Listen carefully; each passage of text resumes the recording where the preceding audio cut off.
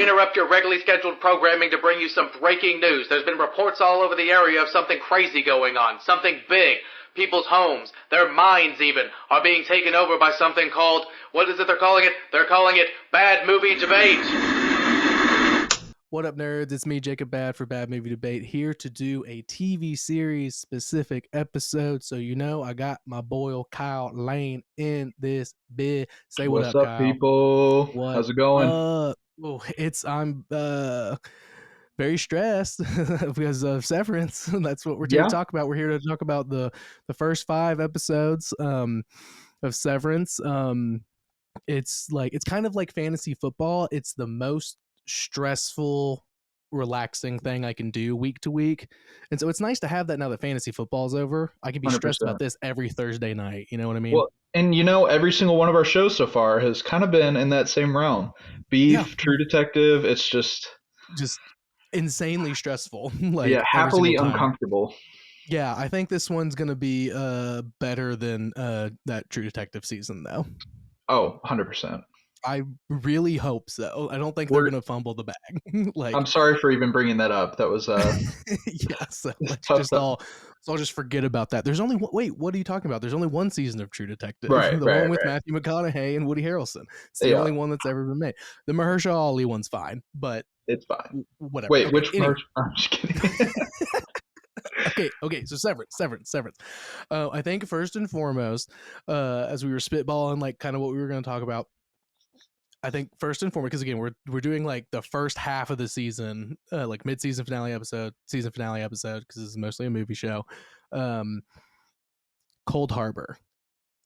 What the fuck? No idea. What is going on? That first episode, Innie only, which was great, lying about how long it's been since the overtime contingency, yada yada yada. The very end, Gemma. That's her on the screen with whatever the fuck was going on, all that medical looking stuff, and then the 4 temperaments to the side. And like, what do you think? Because they're also like, oh, this is the Cold Harbor. He's so close. Like, I think in this last episode, they've been like, he's like 80% of the way done. Like, he has to finish it. Yeah. Like, what do you think? What do you think? It clearly to me seems like the focal point of the entire show, whatever it is. Whatever that may be, yeah. And, you know, I have no clue. I mean, clearly what they're doing, they want you to think it's about water. Yeah, everything's water related. Like all the big projects are like water related in some way. No idea why. Yeah. And the other thing that confuses me is they really make it seem like Cold Harbor is like the key to everything. But to me, I'm like, okay, then what's the point of all the other rooms and everything? Yeah, I don't know. Like, because it's like, if MDR is the most important thing, and Cold Harbor specifically is the most important thing, then why are there 3 other people working on stuff that are like different files? And like, even like in this season, we've seen like Mark, like on his computer, like he files through things to work on, and he has to like go and pick Cold Harbor. So like, and like, you know, they're always about like, oh, you got to get your quarterly numbers in and everything. But like, I don't know. It's weird because it's like, why is that one the most important one? And why aren't they like, okay, Mark, you working on Cold Harbor, the rest of you work. I obviously like, yeah, I guess they have to like kind of hide the fact that that's the most important one. But like, they hit their numbers in season 1, you know, like Helly does it and they like freak out like, yes, we made our quarterly numbers and stuff. But like, there's other files he could be working on, but they're not telling him like, hey, you should work on that one. Yeah. Like, you should finish that one as soon as possible. Well, and like, to me, it kind of feels like maybe everything else is to set up a good working environment for him. Because, like, they've talked about, like, the whole reason why they brought everyone back, which I guess that's kind of moving on to episode 2. But no, that's episode the whole 1. reason that's why episode 1. Oh, it is? Okay. Yeah, because that's when the, like, 3 random people are there. Like, the dude for international dude, and then, what's her name? Maybe. And then the older dude and stuff, and like, which I thought was hilarious, that whole thing. But yeah, he demands everybody back. That's episode 1, yeah. So maybe it's just setting up an environment to where Mark feels like the most comfortable. And I mean, that's the only thing I could think of. But it's also like, why is Mark the only one who can work on it and everything like that? It could have something to do with his wife, maybe. But yeah, definitely. Yeah. It's Well, that's interesting. part I of it. did I Mhm. did Google Cold Harbor, and the only other thing I could find was that Cold Harbor was also, it literally says Cold Harbor refers to both a Civil War battle and a location in the TV show Severance. So Okay, I interesting. know. Okay, that is interesting because if we're gonna cut back to, or if we're gonna cut forward to the fourth episode, when Irving is having his dream when he sees the nanny or whatever, The creepy woman. that creepy woman. Yeah, that Yeah. was wild. I was like, okay, so we're getting real intense real quick. Yeah. But like his computer, the file he's working on is Montauk, which is like a whole Mm, conspiracy, like being tested, like people like the government doing tests on people kind of thing. Because the Montauk experiment, that conspiracy is what kind of inspired Stranger Things. When they first pitched it, it was called like the uh, Montauk experiment, and there was this stuff where like there was like the upside down, like all of those elements were there, but it was inspired heavily by that. So it's right. like, so Cold Harbor, you said it was a civil war of some kind. Yeah, it seems like it was a one of the more significant battles occurring in the Civil War. Okay, so yeah, so that's like two like government related things that you can tie to, Hmm. because like I don't know what any of the other projects that anybody's working on is called, but like Yeah. that's super interesting. But I do think his is, I don't know, it's weird because it's like they're all doing the same thing seemingly to the end goal, but his is the most important. But Gemma is obviously directly related to the Cold Harbor thing. Right. So somehow that's super significant. I don't know. I wish I had better answers, but I don't, Same. Yeah. about what that is. It's definitely a mystery, and there's definitely theories that we'll get into, I'm sure. But Oh, for sure. I For just don't, sure. especially reading the Reddit. There's a lot of crazy theories out there. Some theories that I'm like, that's kind of too much, Hit me and with I one don't. of those. I'm curious because I've read a few for sure, but the crazier they are, the sooner I dip because I'm like, it can't be Yeah. that kind of wild. So what do you think? Because the cloning thing, I'm kind of like, that's not too crazy. Yeah. Like, so The if there's one any crazier than that, I just saw one recently, and I mm, never comment or anything on Reddit. This one I did comment on because I'm like, this hell doesn't make sense to me. yeah.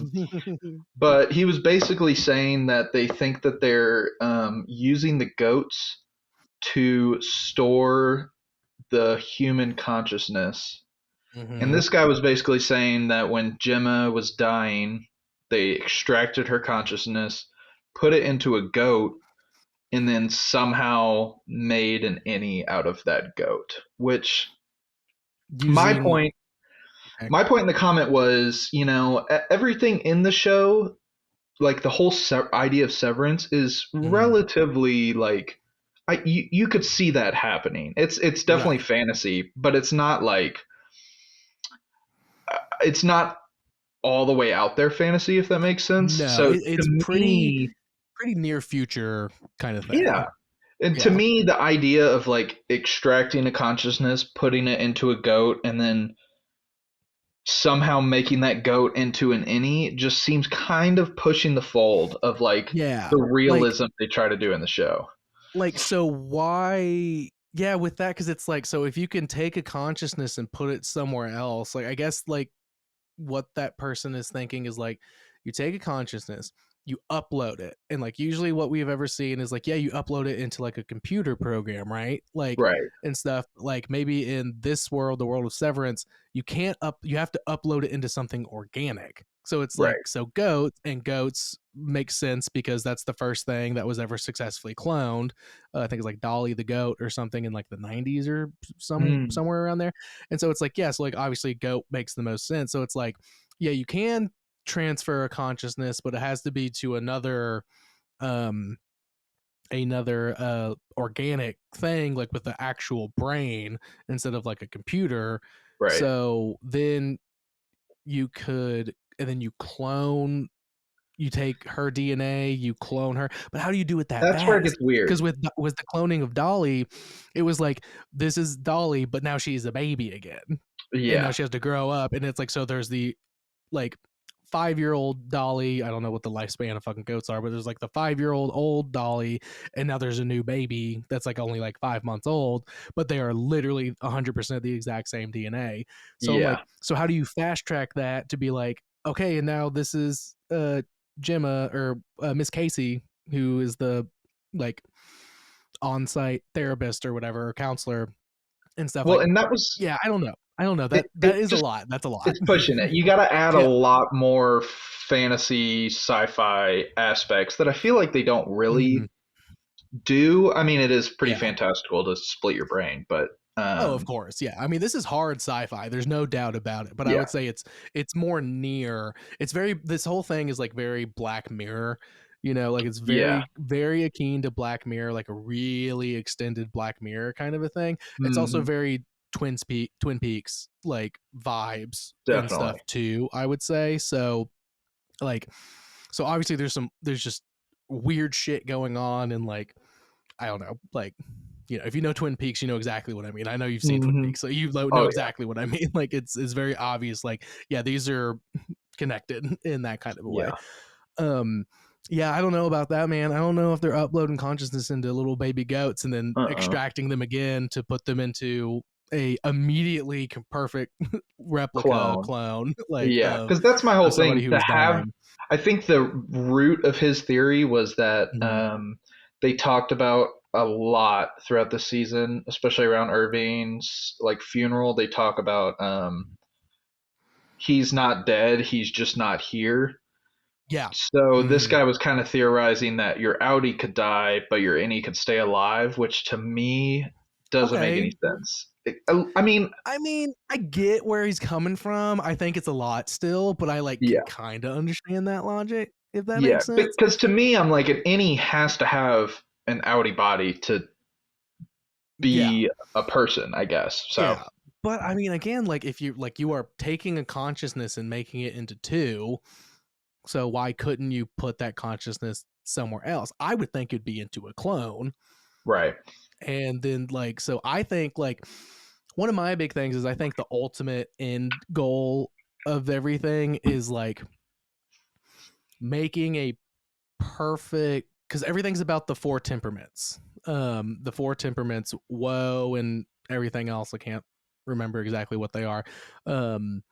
But everything's about the 4 temperaments, and like, when you look at what they're working on, you can see across the screen there's 4 blocks that they put everything, and that's like the woe and this and that and this and stuff. So like, they're categorizing those things, and like, they're finding the scary numbers, right? And so like, you're supposed to tame the 4 temperaments. So you're taming this. They're scary because you need to tame them. So you put them into the respective box that they go. Like, this is a woe thing. This is a whatever. This is a whatever. And you put them in there. And then I think the end goal is there is a cloning aspect to it. I feel like the goats, there's just no way there's not some kind of a cloning thing. I feel like it's just so, like, it has to be. I would love to be shocked that it was something else, but I feel like it just has to be clone related. But it's like, you take that person that like, so you take Gemma, you tame her 4 temperaments, and then you release, and then like, the Audi or the Innie is like, now can be in the world, and now you have like a Kier devoted, perfectly tempered person, and it's like a not like a mind control kind of a thing, but just like a, like, honestly, like a super religious thing. It's like, the you can send somebody out in the world who's completely indoctrinated and has their fort into the Kier mindset and stuff, and so you have a world full of devout Kier people by taming the 4 temperaments through stuff like Cold Harbor and stuff like that, and like, that's what they're working on. And then all the other departments are working on the cloning or like the PR and stuff, and like, well, and that like, was, we're doing good stuff, this is going to help the world in their eye, you know. So, and that's kind of one of my loose theories, is it's sort of on that same realm of being like almost like, what's it called, eugenics, I think it's called. So it's sort of around that realm, to where they're trying to make like a perfect society. But Exactly. Because the whole Kier thing is so religious. It is Yeah. so religious. Like, obviously, there's a lot to say. This show says a lot about like, kind of like capitalism and like the labor force, and like there's a lot of stuff to obviously be said about that. But there is so much religious things like kind of happening and stuff. And like, I mean, we were both raised Catholic, so Right. you know, like I was rewatching the first season. I was like, man, maybe I wasn't paying attention or I was ignoring it. But there's a lot of like religious stuff going on in here that I'm remembering from Yeah. 12 years of Catholic school. Like, and the vibe I'm getting, I'm like, this is so religious indoctrination kind of vibes and stuff. Well, so, and like, there was even I think that's a big part of it. the whole thing in season 1, right before they do the I can't remember what the contingency's called, but the overtime contingency. Yeah, the overtime contingency. Right before that, when forgetting his name, but he has his little waffle party inside of Kier's house or whatever. Dylan? There's like, I feel like I recall a scene to where he has like a whip or something, almost like the like the religious self-flagellation kind of thing. Yeah. So there's definitely a lot of religious connotations all throughout. I feel like. And what really tripped it for me, going back and rewatching to get prepared for this new season, was Irving, just how intensely he quotes the handbook. Yeah. The like 4 different subsections of or like the full volume, 4 different volumes of the full work of that is the handbook. It's when he quotes it, there's stuff that's as simple as like he gets mad at Mark because Mark replaces the photos early and he's supposed to wait until they get the new photo of Helly and then replace the old ones with PD instead of taking them off immediately and then having no pictures of the entire MDR like crew. And he prints it out and he's like, see, it says right there. But then later and in other times, Irving quotes it and it's like deep philosophical, like parable type sayings that Kier has woven in there. So it's like, so this is how you work in the office. This is how we run things. But then also like, here's like the Good Samaritan, like parable. Here's the castle built on, or the house built on sand parable, and like stuff like that is woven in there. And I was like, that's pretty religious. But then Irving, near the end of it, when they're having the party, some kind of, not the Defiant Jazz party, which is incredible. But it's just so good. Irving takes something like a cupcake or like some kind of food, and he takes one of the books out because they have it sitting there, and he like smashes it into it and like puts it back. And it's like, okay. And I took that, I was like, he's losing his religion. He's losing his faith in Kier. And that's because like around that time, that's when he's like, let's fucking blow this place up. Let's fucking do this shit and everything. And I'm like, I just, for some reason I didn't get that the first time, but like this time it was just seemed so much more obvious. So there's some like religious kind of thing going on with like what Kier is trying to do, for sure. And I think there's something really interesting. We're just going to cut straight to Woe's Hollow, the 4th episode. Oh yeah. Because so obviously it was obvious to you that was Helena the entire time, right? Yeah, which like, just talk about that real quick. Yeah, it's so. I honestly want to say that I didn't notice it until I looked at Reddit, but once I saw it, I was like, yeah. The first episode didn't really trip for me at first. I'm kind of the same way, but like after I saw some people being like, they were like, a night gardener. Yeah. What the fuck is a night gardener? Like, it cracks me up. That don't make any sense. There are so many people posting on the subreddit saying, I'm a night gardener. I've seen so much shit on Reddit and TikTok being like, wow, this is really fucked up, guys. I'm a night gardener. Yep. Like, there's outside, like, horribly chopping down like a plant that's not dying and shit. Like, people are killing it, as they always do. Sometimes social media can be fun. It's bad for us, but it can be fun. But someone, the like more like intelligent thing was someone was like, she says that she was just sitting in a boring apartment, not doing any like anything. And it's like everything about that apartment would have been absolutely fascinating. Yeah. Like Yeah. anything they could have learned about themselves would have been fascinating. And True. like, yeah, you could, and like, it's like, yeah, you could take it as like, she's lying because she found out that she's actually an Egan, and like that really fucking blows. Which she is where obviously my hates. mind went. Yeah, I was like, she's but just I ashamed like, of that. yeah, like she's ashamed of that. But then I was like, I don't know. Like people were saying some other stuff, like in that episode, like after that scene, excuse me, in the first episode, she's talking to Mark, and she says like, no, me and my Audi are two completely different people. We're not the same in any way, shape. Like she's like really hard on like they are different Yeah. and stuff. But going back to Woe's Hollow, just oh my god, Irving, just every single person in that episode deserves an Emmy nomination. Yeah. That was the best episode of the entire show. In the best way possible. But the main thing, the reason I wanted to talk about like when did you kind of like be like, okay, that's probably definitely not Helly, but Helena. The tent scene when they smush. Oh yeah. That's kind of going to the religious thing, like a second coming of Kier. Yeah. Like, is that what they're trying to do? Because Well, in the intro sequence, there's the little baby Kier that walks across. Oh yeah. Again, like I'm not the first to say this. Like I've heard other people talk about it. I've seen other people like kind of talk about it. But I'm like, when that happened, I was like, yo, no, that's crazy. People have been talking about this, but like that seems hella intentional. Well, especially because in that episode we get the confirmation that that was definitely Helena the entire time. Like, yeah, kind of which I got the confirmation when she said that thing to Irv about like just that I think he even said that really cruel remark. It's like that's just not oh yeah, like yeah, what you said Helly last night was cruel. Helly was never cruel. Yeah. Broke my heart. But then also in that scene, which I didn't notice, I saw someone say when he first comes up, like before he starts like dunking her and stuff, he says he comes up and he says, "Hey kids," and she doesn't say anything, expecting her to say what's for dinner, because like that's his whole thing. It's like okay, so he's like, so she has no idea what I'm talking about. There's no he's like, there's no fucking way that's her. That whole scene was so good. It was so good, which was foreshadowed in the claymation narrated by Keanu Reeves again, which is crazy.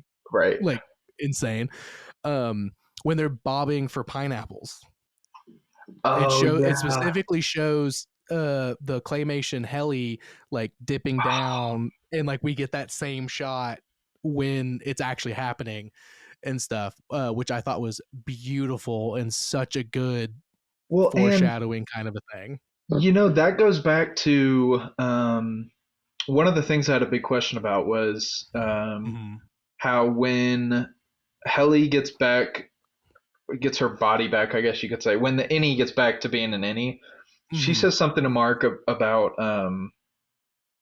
they know everything we're doing, everything we've done has been like planned out and known. So that's another one of those cases to where it kind of feels like maybe they plan to get Irving out.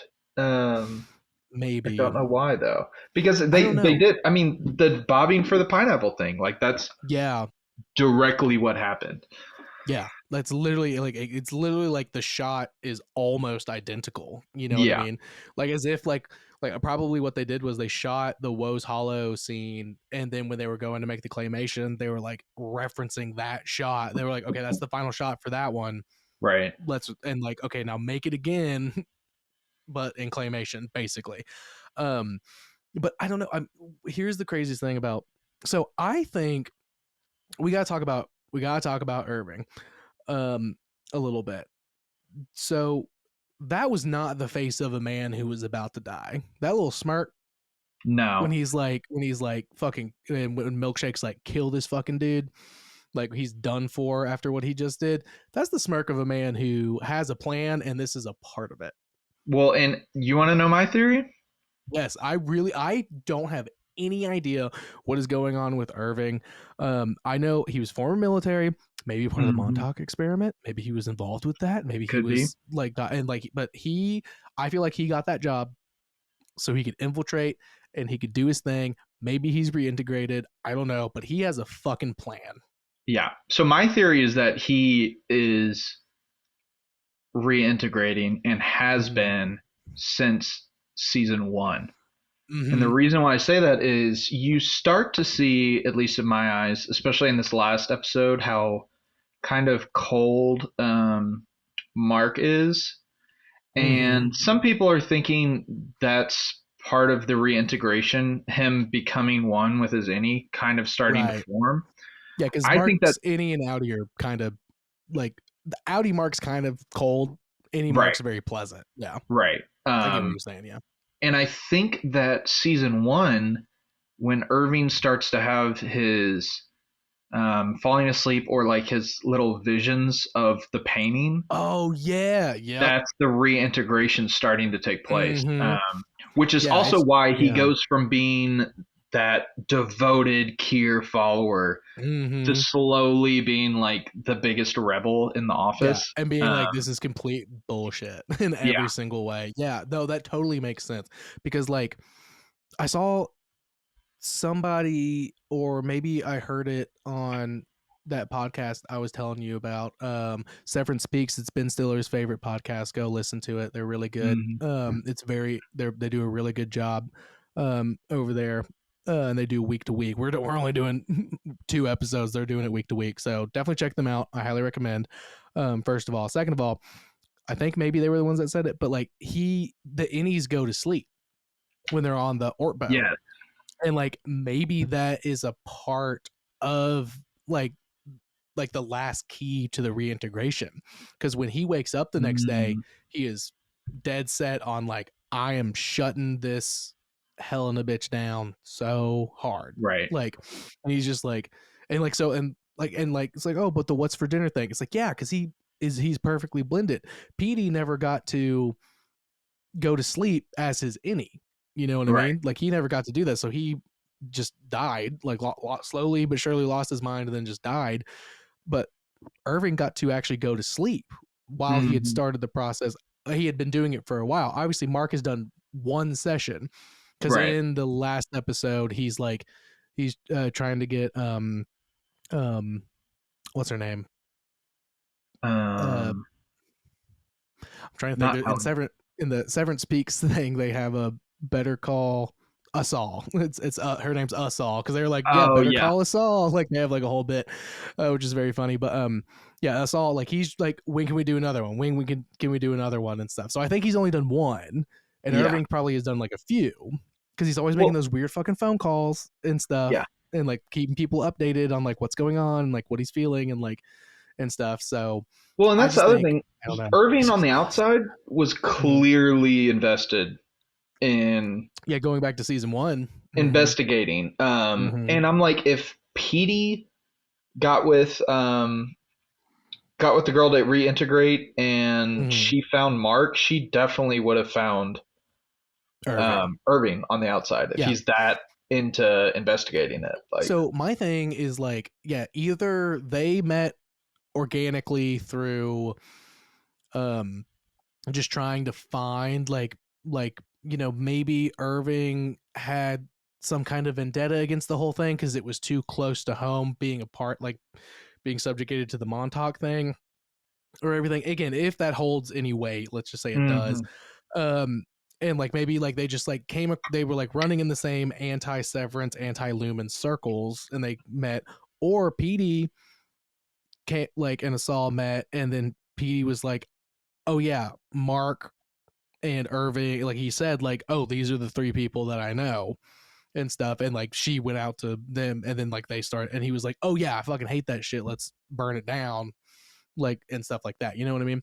Yeah. Like, so either way, I feel like there's just no way that they're not related in their goals, and they've definitely been together working on this. Even if he's not reintegrated, I think he's definitely a part of the anti-Lumen, anti-Severance movement.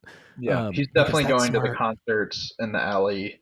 Yeah, dude. Hey, that shit was dope, dude. Like, that shit was dope as hell. I love that. That was awesome. Yeah, I was pretty sick. Yeah, I was pretty sick. But yeah, just that episode 4, man. Just like I'm looking at, it's up on IMDb, 9.1, 9.1 out of 10. Like, yeah, Well, and my like favorite part of that episode absolutely. is here it is, the biggest waterfall on planet Earth. That shit was so funny, dude. Also, Milkshake, his all white fit, he was Fresh, just serving in fresh. that fit, dude. It was ridiculous, dude. He popped up and I was like, damn, look Yeah, at this man, dude. I saw so many thirst trap TikToks after that episode, and I'm like, okay, I'm looking for like theories and talk and stuff. yeah, And it was yeah. just like thirst trap, just like, look how amazing he looks. And it was like, yeah, he absolutely is serving in this. Which is, yeah, but here it is, the tallest waterfall on the Yeah. planet. Just had me dying that Which, entire speaking of time. him, I just before I got on here, I saw what he looks like in real life, Yeah, and apparently a lot of times he does not have a mustache. which is crazy. It's scary looking. It's just not. It's not right. It's It's he not needs right. that mustache. Yeah, right. I could totally see that. Like, his mustache, it's so perfect too. I mean, don't get me Yeah, wrong, we're both rocking pretty decent stashes right but now, he's got but the thickness. he's got, yeah, It's combed. It's just nice. it's just perfect. Okay, yeah, because I mean, Milchek doesn't do anything half-assed. Like, No. he is crisp. Every single once he stopped wearing his little short sleeve and tie kind of vibe. Now that he's like Uh, in charge of the severed floor and stuff, he's been serving with all of his outfits. To yeah. be honest, he's looked He so went good from the entire like time. SpongeBob to like James Bond. Yeah, exactly. Like over like in just a few days, not 5 months, just a few days, Yeah, like yeah. easily, which is amazing. So I do actually want to talk about Milchek. I'm gonna say Milchek instead of milkshake because this is a little more intense of a thing. So those recanonizing paintings, we all know how fucked that is, right? Yeah. Like, that's so fucked. And Which, then but Natalie, it is a question. Does he mm, feel weird about it for the reasons why we think he should feel weird about it, or is there another reason? I think he does, and here's why. Last episode, so he gets those. I think it's episode 3 that he gets those, and Natalie is the one giving them to him. And Hmm. if you look, they give each other like, they kind of have like a look because like they're not severed, like they are the same person in and out of work, and they kind of like, there's a little bit of a like, oh, okay, this is kind of like, she's like, yeah, I got them too, Well, and he like, asks kind her of, too, kind yeah. of being like, "How did you feel?" He Yeah, asks it in that's like what. a Yeah, super cryptic in the way. newest episode, he's like, in the most like corporate speak, he asked how she felt about it, and there's Right. a little bit of a pause. There's a little bit of a pause, Yeah. and I think that is very significant because then that's right before he goes into his performance review, um, and he gets points off for his fucking paperclip usage. He doesn't Right. use it. He puts it backwards twice. Oh, big fucking whoop. Jesus, Lumen's insane for many reasons, but that really drove me crazy. I was like, are you kidding me? Yeah. Like, but um the way the guy who, which I don't think we've gotten his name, the like the bigger dude who's like conducting his thing, Right. is clearly like higher up because like him and Helena and Natalie have all had meetings that we've seen, so he's important in some way. He says to Milchek, like, because he's like, oh, like you wanted to make the office nicer and like you wanted to like kind of give into their demands a little bit and stuff like that. Like, it's kind of like a, like there's a thing with, there's an argument to be had of like, that's kind of like anti-union busting kind of mentality and Yeah. stuff, because but I think it's a double-edged sword, or it's like a two, what's the phrase, it's there's two prongs, Right. that's it. One, he says, that guy says, you got to remember, like, something along the lines of like, you got to remember who they are, like what these people are and stuff, like. And so like on the one hand, it's like their workforce, their labor, we don't need to treat them like people, like and stuff like that. They're they do what we tell them to do, and they do it with a smile on their face, and that's it and stuff. But then also there's the other side. We just have that conversation of Milchek and Natalie asking, he's like, did you feel weird about that? Because that felt kind of weird, right? But it's also like he's dehumanizing MDR, and he's saying that to a black man. Right. You know what I mean? Yeah. And like they just had that conversation right before they walked in, and you can tell he's very kind of like, Yeah. and then it cuts to him and he's looking over his thing and he's just pissed. Like he's just pissed about the entire conversation. Mhm. And I think that is a thing, you know, like I don't think he clearly did not love the paintings. Yeah. And thought it was very demeaning, and like tried to reach out to Natalie about it in the best way he could. Which I have a reason why he didn't just straight up say, hey, this is super fucked up, right? He has a specific reason why he didn't just present it to her like that. Which I feel like he totally would have to somebody else.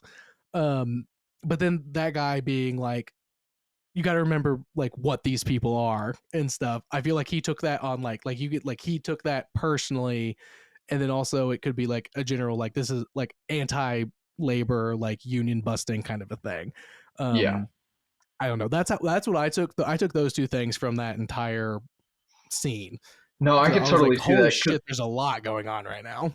Right. I mean, he definitely felt weird from the moment he got it, and it's clearly been lingering on him since there was multiple episodes in between. Yeah, I saw some weird. people describing Natalie's face as the Get Out eyes, where she's like smiling but like crying, sort of. Yes, exactly, dude. Exactly. She's not cool with it either by any means. Like, as like the only two black people that are like deeply invested in, well, except for the woman that Irving goes to see, which we do need to talk about that scene with the export halls thing and stuff in episode 3, I think we were saying. But like they're like two upper management, the only two upper management black people that we've seen and stuff, and like there is no Innie or Audi for them. They're just who they are full time and stuff. So like they know what the world is like and stuff. And obviously this takes place in America, a different version of America and stuff, but like can't erase the past no matter how hard people try in real life. No matter how hard people try, that shit happened, and that's real, and there's things that happen and like still going on because of that. And so I feel like it's insane to like not think that that's a thing. Well, and it is like, worth noting too that Natalie's job is pretty dehumanizing as well, because I mean she's essentially a mouthpiece for people that don't want to meet like the upper management, basically. Like she doesn't really have an input on anything or you want anything like that. Why? My theory, she's not just the face of the board. She's got the entire board inside of her fucking head. She has a chip in her that's not a severed one. It has all of the consciousness. Let's go back to that guy with the goats and stuff. I think they can do stuff with consciousness. It's all the past CEOs that are all inside of her head. And so when she goes, hold on, it's them talking, not on the phone. That earpiece is a fucking red herring, bro. And she is just like, and my biggest reason why is one that I just said, where he asked her how she felt in a very corporate manner at work and stuff, instead of being like, because he was like, I'm already here talking to her. If he really wanted to ask her, he could have been like, hey, we should go get drinks and like hang out and stuff. And he could have asked her in a public setting away from work without her earpiece in and been like, hey, that was super fucking weird, right? Like I felt weird. You seem to have felt weird. We should talk about that. And like that whole thing. But he doesn't. He says it's super corporate-y. She's got her earpiece in. She's always connected to the board. But the biggest thing is that scene with Cobell at the end of season or episode 3, where she's talking to Helena and Cobell is like, I want to speak to the board directly. And Helena goes, okay, let's see if we can make that happen. And she calls Natalie and says, hey, can we meet with the board right now? Why would Helena, the daughter of the CEO, next in line to be the CEO, have to call Natalie, who is clearly some kind of pawn in some shape? Why would she have to call her to be like, can we meet with the board? Which I am You know what I mean? so beyond in on this theory, because the other thing I was thinking of related to Helena is all of these upper boards no one can ever meet in person. Nope. Yet Helena, the daughter, soon to be like owner of the entire company, meets them in person. Like Yeah. that makes no sense at all. So I'm totally in on that. Yeah. Again, I don't know if that was, I want to say that was an original thought, but maybe some other people, I think I saw like something on Reddit or a TikTok where somebody was like, why does Helena have to call the Yeah. Natalie to talk to the board and stuff? And like, again, maybe there were, it was in the comments, but I saw that and I might just brain jump to it. So I don't want to claim that as an original thought. I'm sure other people have thought that too, but I'm full in on that theory because of that. I'm like, that's Yeah. insane. Like, why would she have to? I also think it's interesting when going back to like the consciousness thing, her father calls Helena a fetid moppet, which I had think seen I do when he goes remember to the that, but I don't bathroom know what after that is. when he goes back into the thing, he calls her in like the overtime contingency ends. I think it's in the second episode when we see the Audi falling out of Uh-huh. the overtime contingency, and he walks into the bathroom as she's kind of like freshening up after whoever, I think it's Milkshake, he tackles her off the stage because she's like, I'm an innie, everything sucks, we fucking hate it there, they're torturing us, blah blah blah and stuff. He comes in and he walks in, he looks her in the eyes and he just says fetid moppet, which I saw people talking about. That is a 1800s like way to call somebody a Ooh. like an insolent child. Like Right. it's like you're just a brat basically. But like that's such an old school term. Like it's Yeah. like a late 1800s term. So it's like, does he, like, I feel like he's got some shit going on too in that way, like there's Right. like does he just talk like that because that's such a Keir thing to say, and like he's obviously super devout into Keir as an Egan and in charge and stuff, or is there like some kind of like there's a like this, like he's a part of he has the board in his head at all times too. But like Right. if you want to speak to the board, you have to have somebody else who's not him.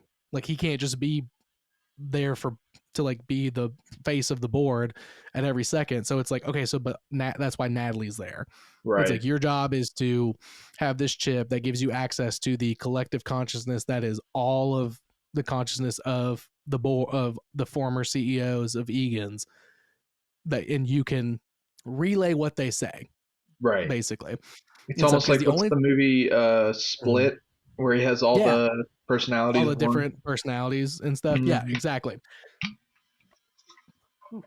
But because we hear the board speak once and they say one word and Yeah. it's when they go to fire Cobell in season 1, and the little speaker says, like it says yes, but it's very staticky and Hmm. very weird the way it's said and the way it comes out. And so it's like, yeah, so okay, there is a way that they can like, I don't know. It's like, I don't want to say it sounds like maybe if you go back and listen to it, it sounds like a lot of people talking at once plus Uh-huh. static kind of a thing. But like literally every single time it's like the board, because she's like, because Cobell's like, I want to hear the board say that I'm fired. When Natalie is like, you're fired, the board says so. She's like, I want to hear them say it. And like it takes a second for the yes to come out, and it's super staticky and there's some kind of like weird thing going on. So Yeah. I'm full in on that like thing. Like I think Natalie is the like human representation of the board, and that's what her fucking job is. So Uh-huh. hence why Milchek couldn't directly be like, hey, these paintings were kind of fucked up and weird, right? Like, and like he had to be like, and she had to like do the like get out like eyes thing and stuff, and be like, no, they're fine. Twitch, twitch, twitch, tear, tear, tear, like, and stuff like that. Like, I don't know. It's just this season so far. Again, we're only halfway through. We're only halfway through this fucking season, and this season is already just so. There's so much to talk about. Yeah. You know, like there's just so many things that are like we literally we haven't even talked about. Okay, let's X-nay on that. We've talked about that. We've made our points. What is going on with the goat room with Brienne of Tarth? Right. The entire thing. They all huge room. The vibe I got from that room was like, they all seemed incredibly, I don't even know what the word is. Like, they gave me the vibes of people who have never interacted with people before, if you know what I mean by that. Like, almost like intellectually 100%. Stunted. Yeah. And I just don't know why.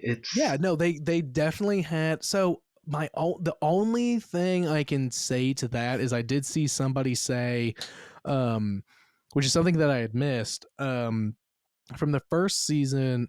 Bert said, so Dylan's big on, in the first season, he's like, oh yeah, that uprising and stuff, that wasn't MDR, that was O&A or whatever it is, the one that Bert comes from and stuff. Like, that wasn't us. Like, they went crazy and they did all this shit. So it seems like it was MDR who did do that whenever it was, based on what we've seen now. But Bert, somebody did like a side-by-side thing or like a comparison that was like, Bert says that, yeah, a lot of us hear that you MDR folks don't have belly buttons. That was one of my favorite parts. And so, yeah, when Brienne and the guy, like, she's talking to, they're like, okay, we'll like let you guys go quietly, but like show us your stomachs. And they're like, see? Or pouches. Like, they have the pouches thing. I was thinking about Kyle XY. Right. With the belly button. No, not Kyle XY. Yeah. Phenomenal. I've never watched that show. I cannot vouch for it. But I do know he doesn't have a belly button. Because that was the entire poster was just like him, like this like semi-hot dude with like great abs and just no belly button. It was like, why does he have no belly button? Watch to find out. ABC Family. Like, okay.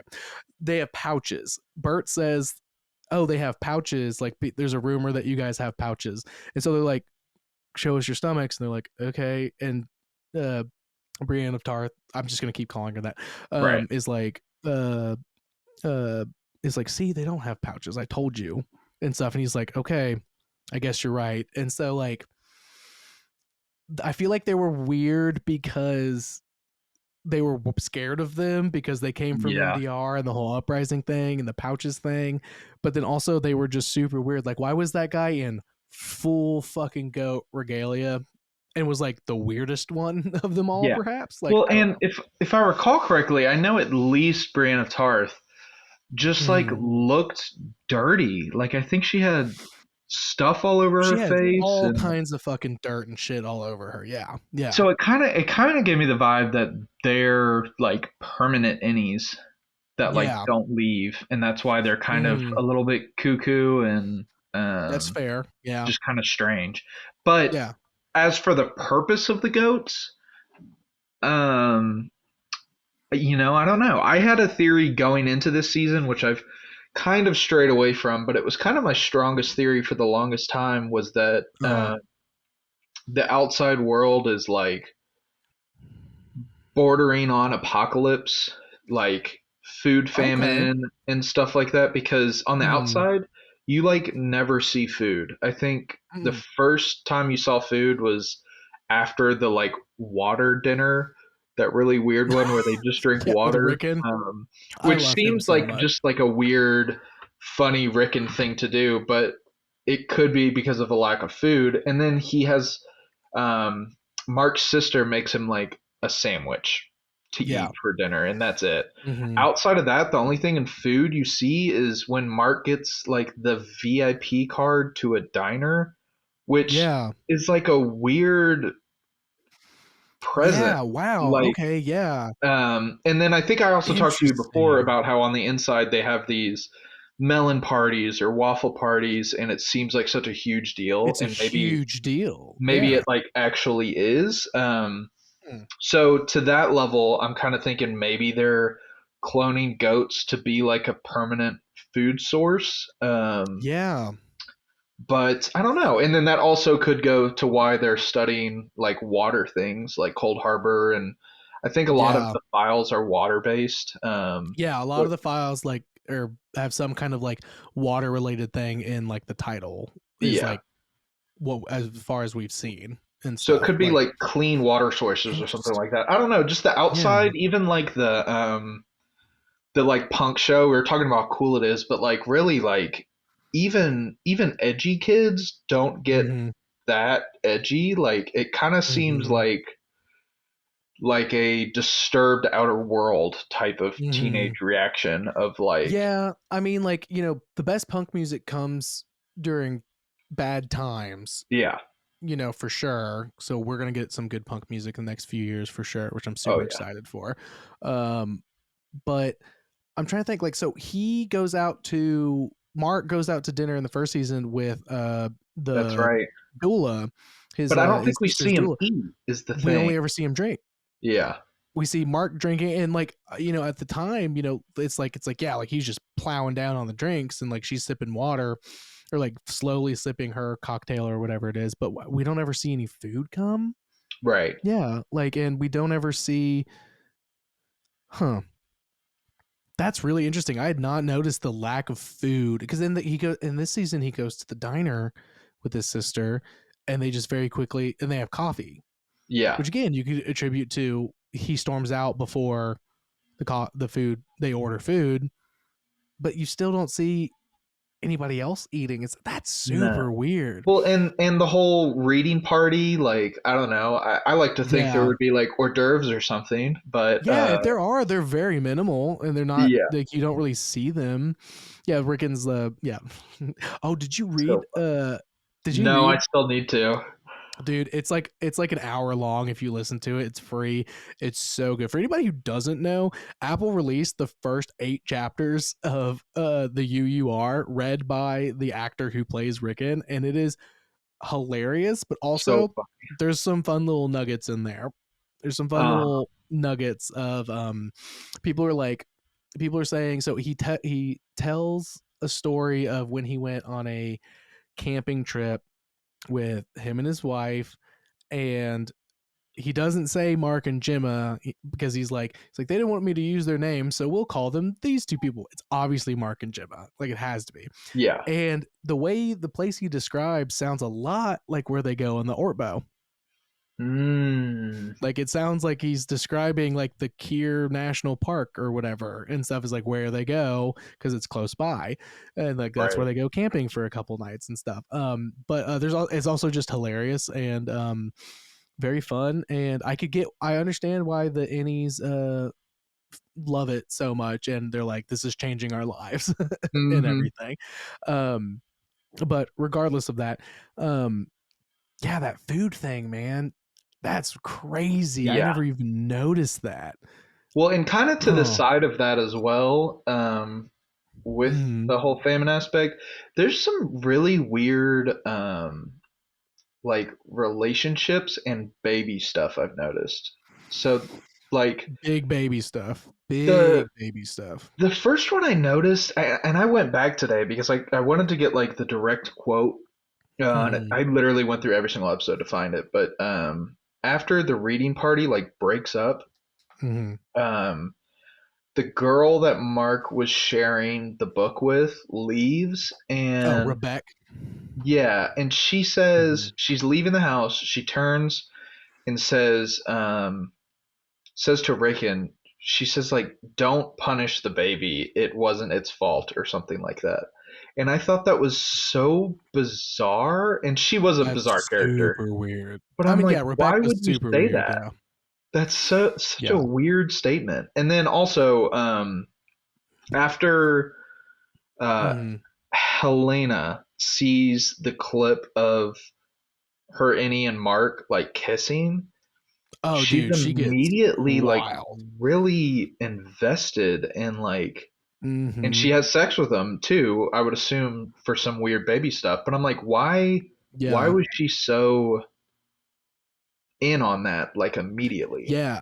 Yeah. I saw I saw somebody say they were like, "Wow, what a bitchy thing to do." Helena being like, "No, my girl, no, she's not gonna get it. She's not gonna get it. I'm gonna get Yeah. it." Like and stuff like, but like, which is hilarious and could be part of it. But I think what Right. you're saying makes more sense. I feel like there is a lot of baby stuff that is really weird. Don't get me wrong; it makes sense that like in that end of season one kind of thing where they're like freaking out, like, "Oh my god, that's your potentially evil boss from Lumen. I left the baby with her, and like she's clearly not who she says she is, but she's been helping me with the baby." And blah Hmm. blah blah, and they freak out, which is justifiable. Like obviously, you would freak out in a Yeah. situation like that if you thought your baby was missing because of an evil person. Like I totally get that, but that's a weird comment from Rebecca for sure. And then the title sequence, like we talked about earlier, of there's the baby Kier walking across Mark's feet at the very end, super fucking weird. Hmm. And yeah, Helena having sex with Mark, like Yeah. obviously unprotected. Why would he have a condom? Uh-huh. It kind of So gives me there's the vibe that like mm, maybe having babies isn't as common now because it's also like mm, why did she give birth in like that really bougie like hut thing? I mean, I'm sure that's that something people just do, but a lot of that's Rickon. I think you can chalk probably like yeah. at least like 60% of that to Rickon. But that one, so that woman, that like senator She's wife like an who elite, she yeah. meets, she's severed so she doesn't have to go through childbirth Right. and stuff. Because when Mark's sister sees her out in public, she's like, "Oh, what up, girl? Like, we had our babies," and she's like, "Who the fuck are you, you weirdo?" Who? Yeah. And she's like, "What the fuck?" And then we find out like at the big like party press conference thing, that she says like, "Yeah, I'm severed so I don't have to go through childbirth because like fuck that." But she has 3 kids, and like again, um 3 kids is a lot for sure, Yeah. but his sister is definitely like, damn, 3 kids, like, oh, Yeah. this is your third one, like, wow, that's crazy and stuff. But Well, he's and a to me it senator. also makes sense cuz she's like an elite. So like Yeah, exactly, that's what I'm saying. Like yeah. it's a senator or governor's like spouse, so like they can afford to and are allowed to. So you think there's like maybe there's some kind of like communist China like Oh, well, you child know limit what? kind of a thing going on You know what? because of the lack of food resources. Dylan does have multiple kids, though. He That has is like 3 kids too. one Yeah, you're right. thing. Which they're older, so maybe this all happened Maybe after this is they were Yeah, born. maybe But this is a newer thing. Maybe this is a yeah, newer thing. Again, the food thing is crazy because even then in that scene when we go back to Dylan before his wife is going off to her night job, um, he's not eating anything. He's just sitting there like I feel yeah. like he's like drinking something. He's just like drinking some water or something like Uh, and watching TV while they're all like 3 kids causing mayhem and well, stuff and like that. another thing I just thought of was Mm. when I think it was the most recent episode when Mark is like doing that stuff with the weird like brownish yellowish liquid in his fridge. It's something to do with reintegrating, but he opens his fridge Yeah, and and the the only thing in pills and there stuff. are Mhm. those and like beers, which he's Yeah. probably an alcoholic, but Oh, we know he is. Like, yeah, like I'm not advocating for alcoholism, but I am advocating for having beers in your fridge, dude. that's right. gotta But no gotta food. unwind. Gotta unwind. Yeah, no food's bad. That's bad. Don't Yeah, get beer, get yeah, food if you don't have food. Don't get me wrong. But like, gotta unwind, dude. Like yeah, his wife died, but now she's not. Like, he's going through a lot. He needs to yeah. have a couple brews, and I Well, think and that's you know he totally doesn't fair. have the excuse of oh hard day at work, so that That's true. That is true. He doesn't really need to unwind that much. I guess yeah. it's problematic. He should probably have food instead of drinks in his fridge and his reintegration medicines or Hmm. herbs or supplements, whatever. Um, wow, yeah, that food thing is crazy. I'm gonna need to pay attention this week if any food comes up, like how intense it is, or like if they're in a Yeah. place where like you would expect to see more food. Well, Um, and even on the post-apocalyptic line too, it's like the other stations within Lumen. One is the art, which I mhm. feel like in a post-apocalyptic world, you want to preserve art, which given they're preserving Lumen art, but still. Yeah. And then the other one is like just making stuff, Mm-hmm. which is pretty useful, like tools and stuff. It seems like Yeah. a lot of what they're making. So Yeah. Yeah, I don't know. And what's also super weird is, so how long do you think it's been from episode 1 to where we are now? We know it hasn't been 5 months. We know how 5 months haven't passed. right. That was a lie. It was only a couple of days from the overtime thing to when they come back. How long do you think it's been actually? I would say probably at most a couple months because Mm-hmm. I mean, Mark's sister has the baby, and the baby has been pretty much She a was she was newborn. 8 months pregnant Okay. when it started, like give or take. She was about to have that baby was coming in the next few weeks, any Right. day when it first came out, because we get that's like halfway through the first season is when the baby comes, Yeah. and the baby is still very much a newborn now. But the reason I ask is because everything has been cold and covered in snow the Uh-huh. entire run of the show. Yeah, Now, that's obviously, if true. it had been 5 months, it wouldn't. The snow would have been gone. Yeah.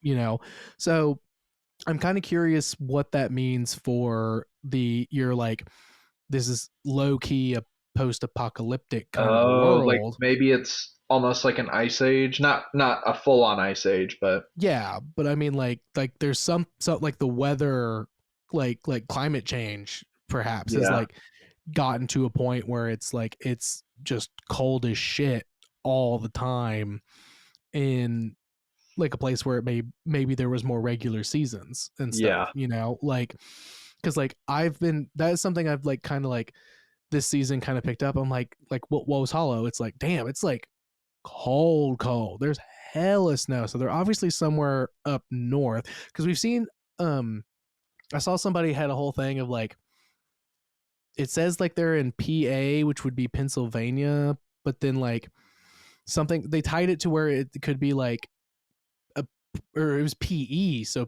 it could be province of Egan, Oh, not yeah. like and stuff, like it could be like they own like an entire part of the country, like kind of a thing. Yeah. Because like I mean, as far as I'm concerned, we're clearly in like the continental United States is Uh, where this is taking place. um but like, there's not always snow everywhere, no. and like, but Even in this cold places entire, even in in the cold United places, States. yeah, even like I mean, Austin and I went to Maine in June and it was like 50 degrees one day and we both had to buy sweatshirts because we were like, what the fuck, why is it so fucking cold, it's Yeah. June. But like there wasn't no damn snow. No. So it's like, I'm just kind of curious, like how long has it been since episode 1 to now, because it's literally been cold and snow. Like every time somebody's outside, they're wearing a heavy coat, Uh-huh. like, and like or there's snow on the ground. Like, sure, you could argue it's like, okay, it's like October, like, and it's up north, so like it starts to snow a little bit earlier and stuff, but like, and then that would last until like probably like March ish and stuff. So like, Yeah. but still, I'm just like, how fast is all of this really happening?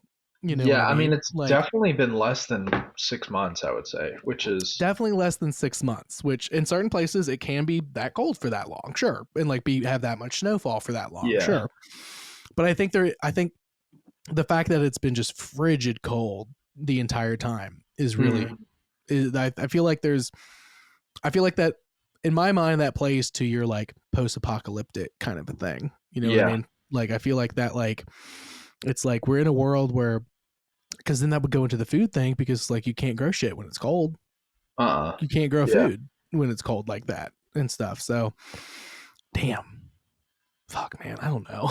Probably can't raise goats either. Well, no, you probably You could, can but inside, yeah, apparently. you can inside. Yeah. Apparently you can inside if you're in fucking Lumen and you're Brienne of Tarth and all those other weirdos in there. Yeah. Like, who fucking knows what's going on with that shit, dude? I don't know, man. this show's really doing it for me big. Uh-huh. I don't think I've been this invested in like dying to see the next episode of a show in so long. Yeah, In well, and so especially long. to see the conclusion and where it's going to go is Mhm. it's still pretty much a total mystery of Oh yeah. what's Uh, going Spoiler alert: the last episode of this season, according to IMDb, is called Cold Harbor. on. Oh, Ooh. So we're so going to find out. we're gonna find something now. Oh, I did see something the other day.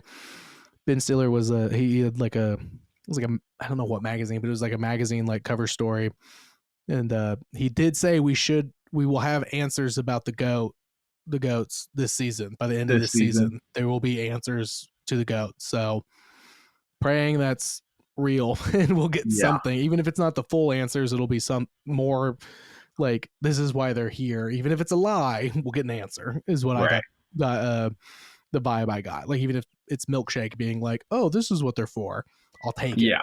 I just need somebody to give some explanation, whether it's the truth or not. The only other thing I really want to talk about that I think is really interesting is, and I've seen a lot of people talk about, Dylan and his wife. There's some Yeah. weird energy going on there. Like, obviously Dylan's been a little more like reined in this season because they set up the like meet your, like the family like place, like where you can meet with your Audi's like family and stuff, and she comes just like Pam from The Office, which is wild. But I just think it's interesting because he was like super invested in her, wanted to talk to her so bad, and they seemingly had a really great time.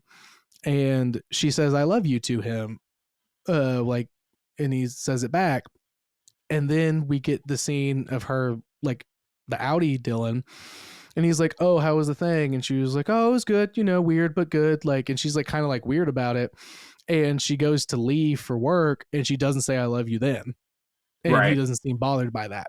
And when he was like, when he went to try to get a job at the door factory or whatever with the guy who looked exactly like him, which was wild. That was Yeah. a whole wild thing. She calls him to be like, how'd it go? And he's like kind of a dick to her. Yeah. Like, he's kind of like I feel like Audi Dylan might be a dick. Yeah, he kind of sucks. Like, and She not she the kind best of husband and father. she kind of mentions that to him, the innie as well, of just being like, he's just not really, he just doesn't really do much. Yeah. And to that whole part, I kind of got the vibe. There's another big theory going around that the innies are being trained to replace the Audis. Yeah. And that was kind of the vibe I got, was that she kind of preferred the Audi. Sorry, Tony. Yeah. That she kind of preferred the innie over Audi. Mm-hmm.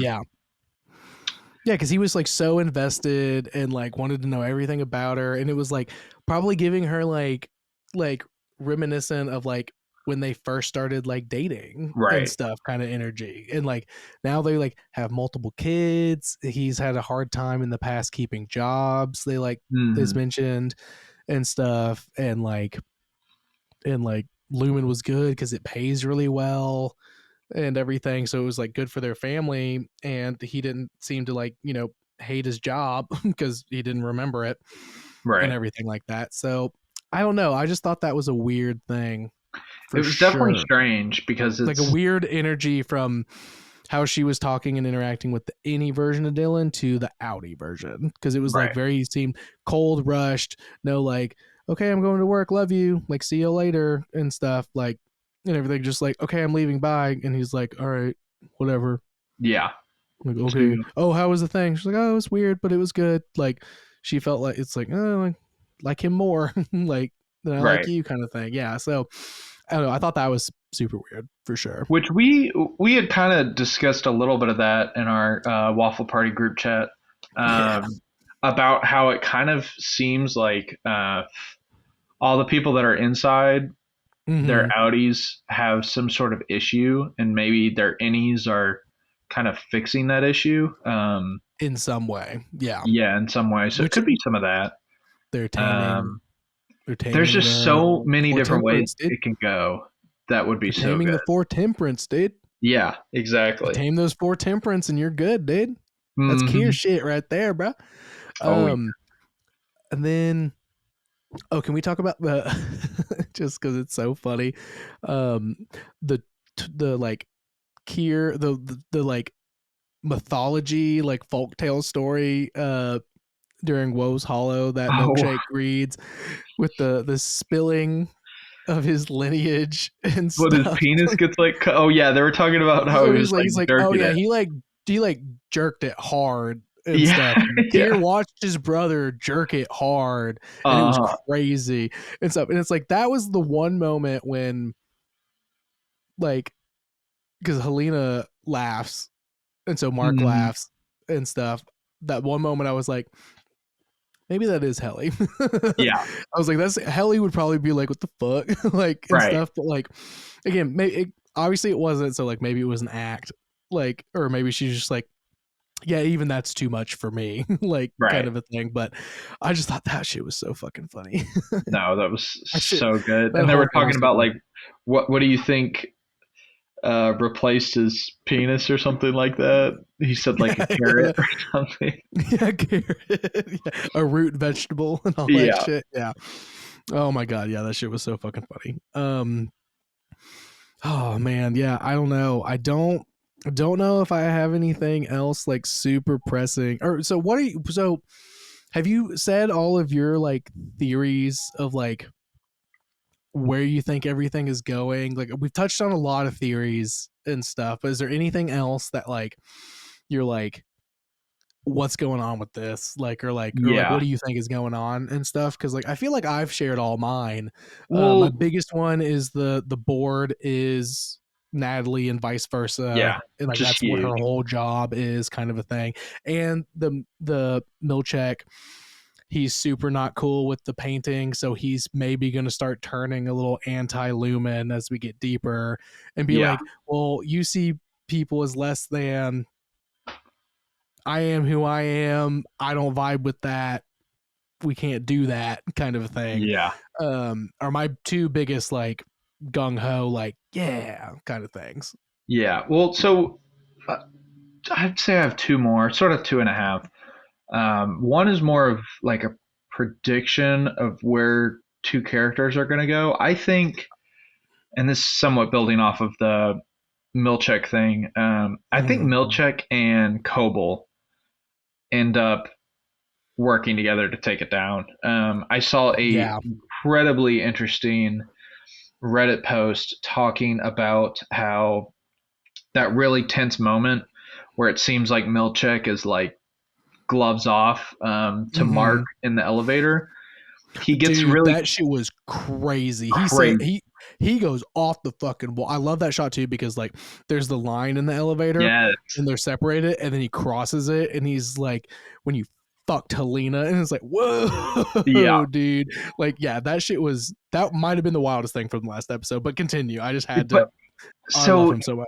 And this could be nothing. It could just be a coincidence. But so he leans into Mark and he says, how was the rest of the funeral? Did you find what you were looking for?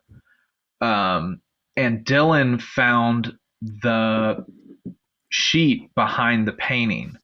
Yes, when Irving says, hang in there, he looks at him and he's like, just remember, hang in there. Yeah. And it's all the stuff about the export hall. So he kind of, my thought process is maybe Milchek put it there with the intent that they find that, and that's why he asked Mark that, even though Dylan's the one who found it. Interesting. Because he says like, did you find what you were looking for? Something weird and cryptid like that. Yeah, he makes a vague reference to. Yeah, and if that's the case, it's kind of similar to when he's talking to Natalie about the painting, where he's kind of hiding a message within other messages. Like he's being really mean, he's being aggressive, but then he kind of slips in this like Oh by yeah. the way, like, did you find this? Oh yeah, I'm gonna call that milkshake coded. Like Yeah.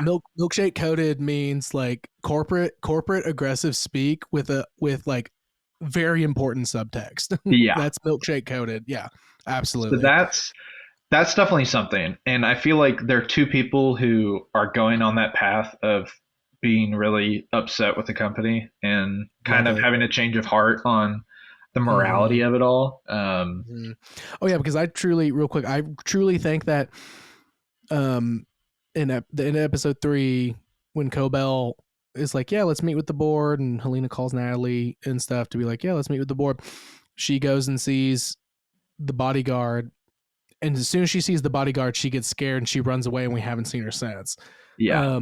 Which could have been like, oh, okay, they're gonna like they're gonna off her, or like some Uh-huh. bad's gonna happen. So she's like, I gotta fucking go. So I feel like she hasn't been around because she's doing something behind the scenes. Like she is anti the fuck out of Lumen right now, even though, all that stuff with like her weird little baby Kier shrine thing and Yeah. stuff from Which season she 1, like, destroys too. which she destroys after she gets fired and stuff. So she's got to be anti at this point, and stuff. So them linking up and stuff with everything that's been going on with Milchek, I think totally makes sense. So Yeah. I'm with you on that for Yeah. sure. There was one other really weird thing. Um, when Irving and Bert meet up, um, Ooh, that outside. was very strange. And I kind of think that Bert is in some way working within Lumen, sort of similar to Mm-hmm. Helena. Well, Because, he said he got fired for having an yeah, but that's erotic the weird relationship part. that was unsanctioned. Yeah, that's really weird. Why would Lumen tell him the actual reason? Yeah, Like, why would they tell Audi? Well, I guess because it's Audi, and theoretically, the plan is like your innie never knows like yeah, anything, and like no other innies ever know like why that would happen, like, and stuff, because like it's like they're like, oh yeah, but like it's so weird because it's like any Bert was like, I'm retiring, yeah. Which and it was someone like else a was talking known about thing. how weird, like, no one else. Well, I guess Petey was different because he was reintegrated, but like, it just seems weird to have a retirement video like that unless you're like somewhat in on it. Like when Helena talked Yeah, and sent the video in, it was kind of like, screw all you guys. You guys aren't human. I don't care about you. yeah, Uh, she was like, it's up to me, fuck you, you're staying, I don't give a shit. yeah. Yeah. So like, why would he make a really nice, kind-hearted thing do Yeah, it was that? a very pleasant, like, this guy's clearly retiring and everybody's cool with it. Well, so the only thing I can think of is I did see somebody say, so this one dude on TikTok talking about it. Shout out that one dude, whatever your name is. He was like, so at the beginning of this episode, that dude who's whistling and he goes and gets Yeah, the tools the with, dentist or and it whatever. goes to the yeah, and it goes to the dentist tools. Yeah, definitely. Okay, I'm glad you saw that too. They were definitely dentist tools, right? Like, and he goes to the exports hall. We never see that guy's face, but Right. he was like, if you take like the shots of his body and stuff that we do see, and you put them next to Fields, who we see Bert's husband, that we see Oh, looks pretty similar. So maybe there's some relation there in some way of yeah. like why Well, and it, Bert retired. It's like yeah, Fields, and like somehow he knew that his innie was having an affair, basically. yeah, Like, and so but he's it, like, okay, so you're gonna retire and we're gonna be done, and you're gonna be done with this. Like, I don't yeah, know. You know what I mean? Like, I don't know. Like, it just I saw that and I was like, this guy's making some pretty good points. They do it really look a gives lot me the alike. it gives me the vibe that they are sort of like Helena though, because also why would you invite him to dinner? That's weird. That's so fucking weird. That's really bizarre. That Like, we need to see that this next episode, because that's so fucking weird. That was like yeah, the most seen thing I saw when I was looking, like, after, like, see what other people were thinking about the episode. Was like, people were like, that's really not cool, right? Be like, hey, yeah, remember when that guy was banging on our door screaming my name like very passionately, like because he we was were in in love with me, love. because we were in love, and I potentially maybe had to quit that. You made me quit that job because I was low key having my Innie was having an affair with somebody. I'm bringing him to dinner tomorrow night so we can just like all hang out and get to know each other and Yeah. talk about it. Like, no, like No, absolutely absolutely not. not. I would be like, we're never seeing this human being again in I our was like, life. no, Like, that guy's fucking that. No, absolutely not, dude. yeah, Like, something's we fishy missed there, I our think. we missed our trip to Milwaukee for this, dude. Yeah. like what the fuck? Like, absolutely not. Yeah, I don't know. That whole thing, Audi Bert is, and I don't know, maybe it could just be Christopher Walken as being a phenomenal actor and being hard to read. I'm like, there's something weird going on there, but that could just be Christopher Walken, because any Bert was amazing and so beautiful, and I loved him so Yeah. much. But this Audi guy, I don't know, man. Bad vibes. I don't know, bad vibes about this dinner. We better see that shit on Thursday, or I'm gonna lose my fucking mind. Yeah. Fuck, dude. The only other thing I would like to talk about is I feel like we should make predictions on what the hell is going on with Miss Casey. Did she die? Did she not die? Did she get cloned? It's just there's so many questions on what it is. Some people think that Miss Wong is her like but clone, younger or something like that. And like, yeah, her like clone that they've been like rapidly raising since they took her like 2 years ago, Right? Because they made such a big deal of like, why is a child here? Like, yeah, why is there a child who is above us here? Yeah. And why is she? And like Loki, she's fucking she can tear up the theremin, dude. She absolutely slays. And that shit when during the funeral when Milkshake was like Miss Wong, like, and she's like, I thought I was gonna get to fucking play, dude. And he's like, you can play for me later. And she was like, ugh. Like, I was like, oh, man, I wanted to hear her play again. She's so good at it. Theremins are so cool. But yeah, like they're like, so like, why is there a child here? Like, is this legal? Like, what is this? I totally get that. I think with Miss Casey / Jimmo, I think she didn't die purely because the conversation Mark has with his sister at the diner, he's very much like, I don't want to talk about what my Innie said and stuff, being like she's alive and all that stuff. He's like, I don't want to deal with it. I don't care. I don't want to deal with it. Blah, blah, blah. And he's like, and she's like, well, but like you don't know, like, and stuff. And he was like, I saw her burnt body. Right. There was like a specific phrasing that was like, I saw her dead body, but like burnt.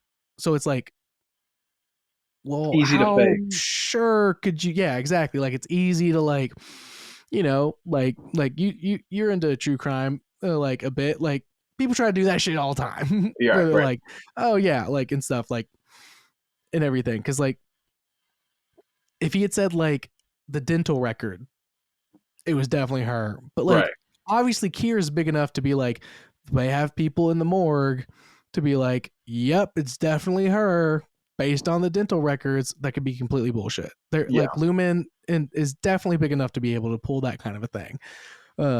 You know, is the age old, like, throw enough money at a problem, it'll go away, like, easy. And so I feel like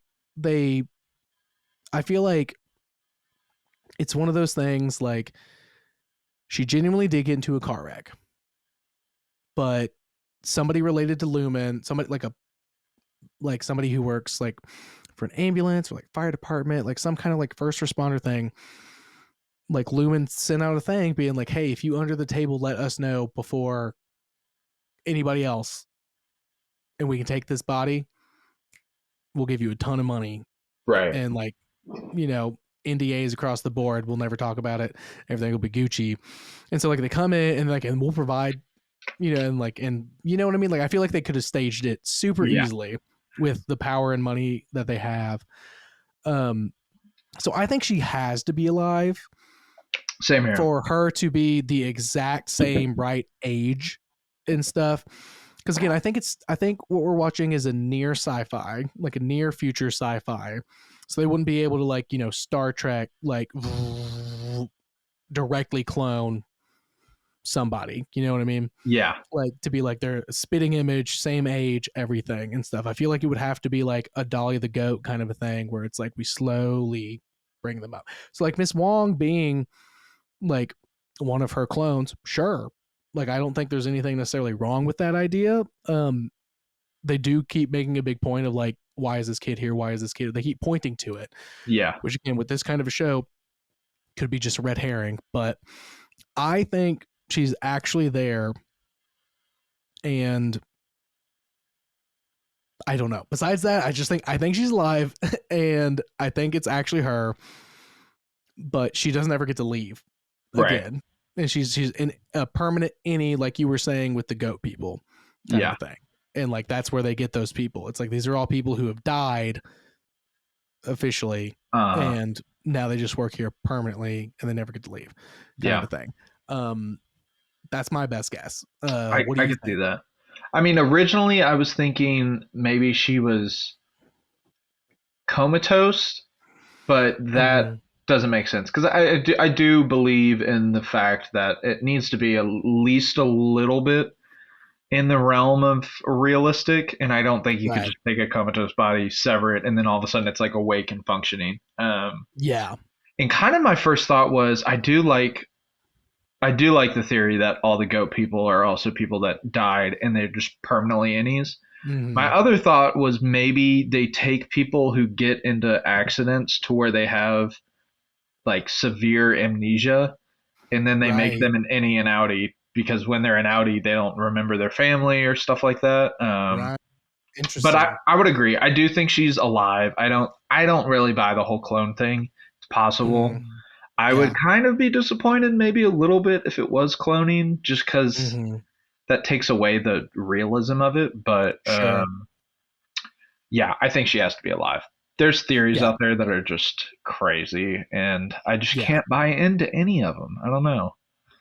I mean, sure. I mean, there's definitely no way that the show is not fucking insane and like just about anything is definitely possible, but there are still limits, and based on what we've seen and like how we understand this world to work, I feel like her being alive makes the most sense. Again, you cut back to the end of the first episode of this season. What is that shot we see of her like on the computer, like all like in like some kind of medical thing, and like the 4 temperaments are there and it says Cold Harbor, and like what does that mean and how does that work? Are they like reconfiguring? Are they like, is it like a thing where she is in a coma and if you can tame the 4 temperaments you can bring them out of the coma, with the nefarious thing of like now they're like completely Kier like devoted and stuff, and like that's why it's like such a revolutionary thing. It'll change the world, where if you give us enough time we can have people who can bring anyone out of a coma, but now they're basically a different person because they value the Kier like way of life and stuff, like the religious indoctrination kind of a thing. Like it's like, well, if you want to live you got to follow this like kind of a thing, like that makes sense like in my mind, but I don't fucking know. I don't know. I feel like she has to be alive is the biggest thing. Well, like, and you know, the end of the last season we see her as well at the very end of it, so I want to say she's going to come up more in the next couple episodes. But one other interesting thing I saw online about that last bit was it shows her face and she's doing the whole like your Audi is really good at baseball or something like that. But the 2 things she says are like super, people were theorizing that they're 2 things that are super personal to Mark, like only someone who knows and lives with Mark would know. Like I think one was he listens to music while he shaves, but never in the shower or something like that. That's which is so like fucking personal, super personal. So and also super fucking weird, dude. Yeah, like I shave, I listen to music shaving and in the shower. Like why? Yeah, why would you turn it off? Yeah. It's fucking weird, but regardless, like Mark's weird, but We all know that. So, but yeah, Mhm. that is definitely a super personal fucking thing for Yeah. sure. So, yeah, I feel like they were like, and that because that's the scene where Miss Cobell is like very intensely watching the session, Yeah. right? Like, Yeah. and I think, and like, so it's like she is very intensely, as the head of the severed floor, is very intensely watching to make sure there's no like twitch, like, wait, Uh-huh. what? Like nothing like breaks through the chip or something. Well, and Yeah. even to that, they were So pushing him to go see her like a lot that first yeah, season. So I think they were testing to be like, is he gonna recognize her, or right, is the chip foolproof? Minus, or maybe they were like, we know Petey's reintegrating. We need to make sure Mark's not, because they were super tight in here. So they're right, like, right. if he's gonna reintegrate, like that would obviously be the first thing he fucking notices is like Yeah. that's my supposed to be dead wife and stuff. So they were definitely monitoring it um for that reason, I think, like for sure. Like no doubt. So Yeah. oh man, I don't know. I Something else. just need Oh, one more Thursday to thing. get hit me. Hit me. The Uh-oh. bizarre thing, I think it's episode 1. The Okay. bizarre thing in the background of that Oh, one the dude. thing, the dude or like thing or whatever it Yeah, is. when he's running to wellness and he Yes. sees it's all boarded up and then he's standing there and there's like that weird shifting kind of guy or Like it whatever. almost felt like an editing mistake, like they just accidentally left it in there, but no, Oh, it no had to have been. mistakes in this show like that. Yeah, it Yeah. had to be purposeful. Yeah. And I don't I even don't want to know. speculate on what that is because I don't even know, but I think it's worth Oh, I bringing can't even, up. it's worth bringing up and then like not talking about because like nothing has come up that could give us any indication of like who the fuck was that? What the No. fuck was that? Like but like it's like he's being watched, yes, but by who and why was it so weird? Why was Yeah. it so much weirder than it needed to be? Because like you had the guy that was the head of the security that gets killed in the first season, Right. Which and that that guy could did not be, look like that guy. it could be that they can bring people back to life and Jim Maybe, actually did yeah, die and he did too, but he got brought back in remade. some, I don't know. yeah, It's I don't know. It's yeah, crazy. that's definitely something that out of all the questions, that's the only one we haven't gotten like any kind of like inkling towards an answer. It's just like there's some weird Yeah. fucking guy in the background, and we all saw it and we all freaked out, and it's just like Yeah. nothing and nothing since. So yeah, Mhm. definitely worth keeping an eye on that for sure. Oh god, oh god, Thursday needs to come I know. so fast. I'm so fucking excited. Um, Geez, yeah, I don't think I got anything else. I think that's pretty much everything that needs to be discussed for the first half of this Yeah. show. Um, yeah. These next ones are going to be super exciting too because Oh yeah. it has been a lot of build up this season. It's been enjoyable because we're like really into it, but I feel like to like Hmm. a casual watcher, this season may be a little bit of a disappointment so far, just because it has been so much build Hmm. up and not a lot of action outside of the I think I'm gonna disagree a bit because it has been a lot of buildup, but I think Woe's Hollows episode 4 yeah. was so fucking crazy, and then the last episode was a little bit of a step back with a bunch of really good shit and like Hmm. furthering getting closer to answers and stuff that I think it's pacing just fine. Yeah. You know, I definitely think that like the last like 2 or maybe 3 episodes even need to have a little more juice for Uh huh. sure, but I'm very happy with the pacing of this season so far.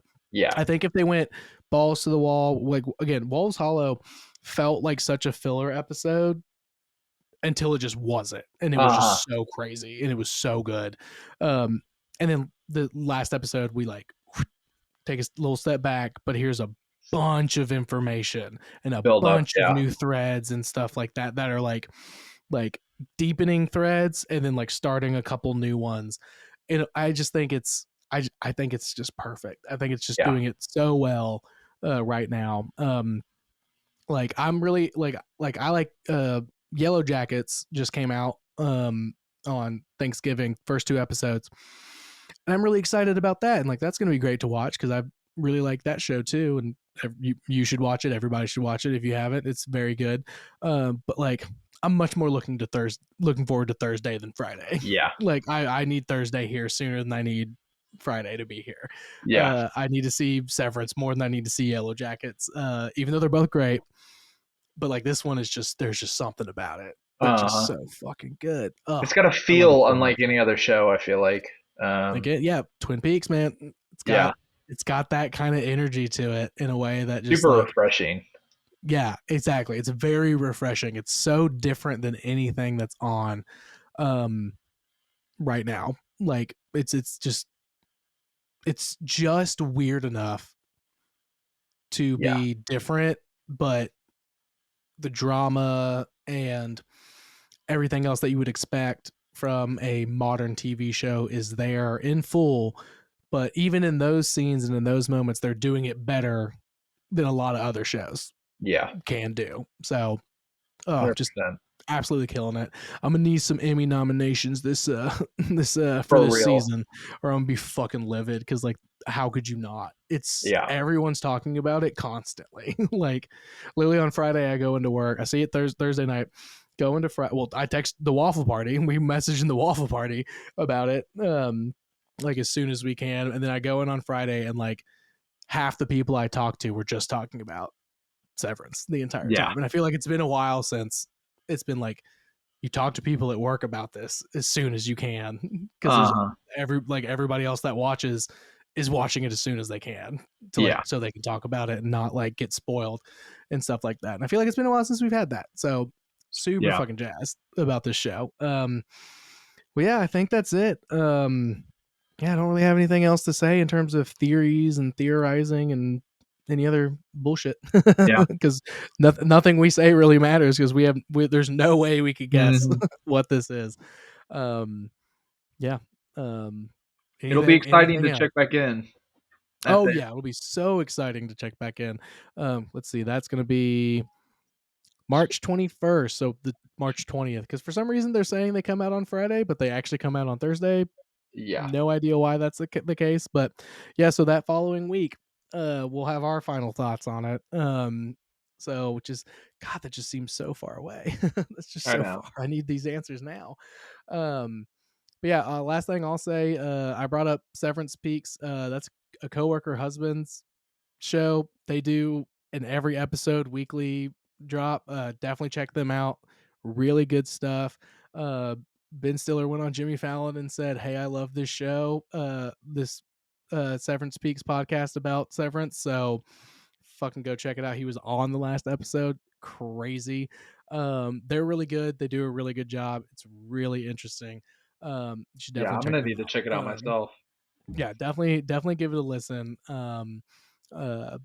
Super worth it. Super entertaining, and they get to go deep into every episode. We did 5 episodes going deep as we could, but they're every episode they're talking about everything. So definitely check them out. But yeah, I think that's all I got. Anything you want to plug? I just plugged something. Anything you want to plug? No, watch Severance. Yeah. I think we talked about it before, but watch all the Apple TV shows, man. I started watching Silo, which is based on like a really big book series. Oh yeah. That's really good. I've been like kind of saving it for myself for a show lull to watch Dark Matter because I loved that book so much. Yeah, the book. I think I watched the first that one yet episode either. and was like, I'm gonna save this. So yeah, I might watch the first episode so I can read the book and not have to like cast the characters. Like I'll just have them, casted because of like I think it's Joel Egerton and like Jennifer Connelly are in that show and stuff, and I'm like, love them. They're both amazing. So I may watch the first episode because I have the book. I just haven't read it yet. But I know you love that book. And I'm sure, and Apple TV has been doing so good. They just kill all it. of their sci-fi stuff. Like it's they don't make Silo, too many shows, but every one is just so good. Yeah, Silo, I still need to watch like the last couple of episodes. I was trying to watch it as it came out, but every time I went to watch it, I fell asleep. Not because it's boring, just because I was exhausted at the time that it was coming out, and like just like putting it on and like it's a little bit slow, like a slow burn Yeah. to it for sure. Kept falling asleep, but like yeah, that show super good. Rebecca Ferguson, mwah, chef's kiss. She's So so good. good. Um, yeah, yeah, fuck yeah. Yeah. Apple Only other TV's killing thing it. is shout out Paddington in Peru. Yeah, you were saying that the other day. Just saw that. It was really So- good. You get a lot of Paddington lore within that. So if you're into oh that, go hell check it yeah, out. dude. Great for all ages. Went and saw it with my nephews. They loved it. I almost cried towards the end. I was like, you get that little tickle in your back of your throat where you're like, Oh yeah. um, but no, it's really good.